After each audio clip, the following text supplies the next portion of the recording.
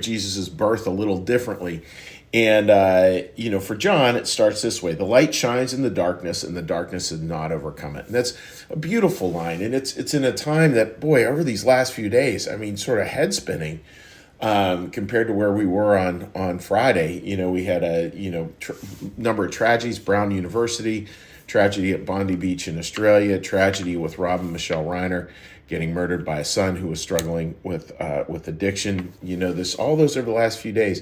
And it's just a reminder that, that darkness is real. Darkness is an actual thing. And at times, darkness wins. Now, again, wins the battle, doesn't win the war. But at times it really can feel that way. It can feel like the forces of darkness just are closing in on us. And what is it that we can do? Well, I think, it all starts with this, which is just that, again, when it's dark, light a candle. That was the sermon a few weeks ago. Really figuring out ways to be these little tiny pieces of light. And we kind of have a couple of paths here. I'm going to be blunt. I'm going to be honest. I hated what the president had to say about Rob Reiner. That was horrible, inexcusable. As a Christian pastor, I can't say that was in any way, shape, or form okay. I'm not a political pastor, but that was clearly wrong. And all that is doing is feeding the forces of darkness. And what we have to do is we have to do something very different. We have to stand for the light. We have to find ways to put both our feet in that place, to light candles, to bring light to other people, to be that loving, compassionate presence as much as we can. That is critically important. And it's at times like this that it's so important, because I think for a lot of the time with light, we can hold light sort of like nostalgia, that it's a nostalgic thing, and the warm glow of Christmas, which is wonderful, which is one of the reasons we love Christmas, because it goes back to all these warm fuzzies. That's terrific. And let's do that. But let's also remember that there's a certain discipline to lighting a light as well. That it's easy to do it when it's all the warm fuzzies, and it's difficult to do when it's cold and dark. And we've actually got to do some work to keep those lights going. Now, how can we do that in our own way? Well, is to continue to speak to love and care and forgiveness and compassion. I mean, all these things that are the spiritual life. It keeps coming back to that, as quickly as we can, as powerfully as we can, and keep on reminding each other of those things, because we live in this social media world where the negative is always going to be getting more press than the positive. And the negative part, it disguises. I listened to this podcast yesterday. I thought the person made a really good point. He said it's interesting when you look at how much more negative things will trend on social media. And he made an interesting point. Don't know whether I fully agree with it, but it's an interesting point. He said, because we think that the negative stuff's actually trying to help us. It's somebody who's pointing to the negative, like with a conspiracy theory, real negative stuff, that they have a knowledge that's going to help us to understand the world better. And so it can masquerade as help, but it's really not. And we have to keep on practicing that. And that the greatest critique of the bad is the practice of the better. I want to say that again. The greatest critique of the bad is the practice of the better. The greatest battle against the darkness is not necessarily always the critique of the darkness, though I think we have to call a spade when we see it. But it's also the practice of light, the practice of being a light bearer and a light giver. And it's not our light, it's other people's light. And this is a time, again, to remember the beautiful passage where Jesus said, who would hide their light under a bushel? Like, who would do that? It's not what Jesus is asking us to do. What he's asking us to do is to take that cover off of the light. And we have to remember that second part, which I love preaching, one of my favorite little sermons in a box, which I love preaching on, which is that, how else will people be able to see? If we don't share that light, other people can't see their way around a room. And that's why we share it. It's not for ourselves.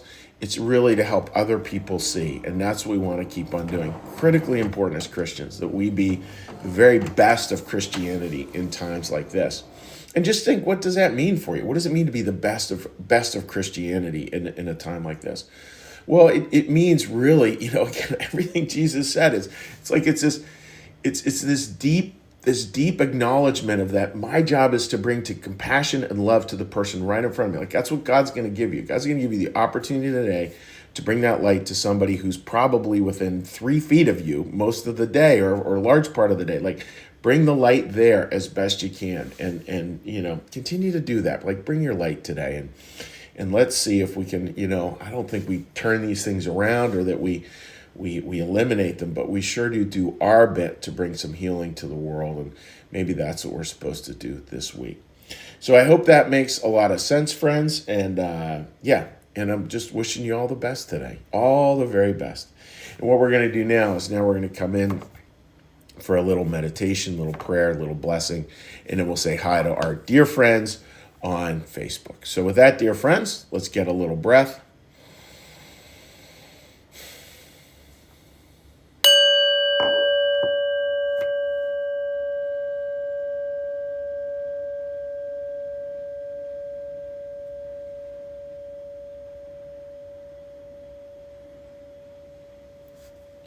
Little meditation. Be still and know that I am God.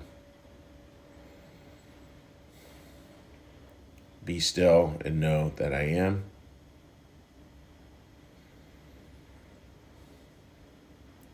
Be still and know that I.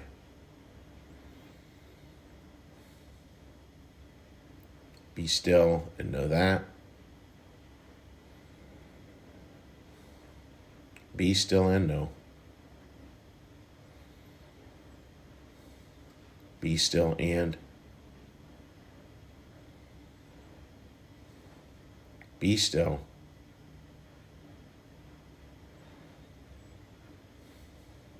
Be.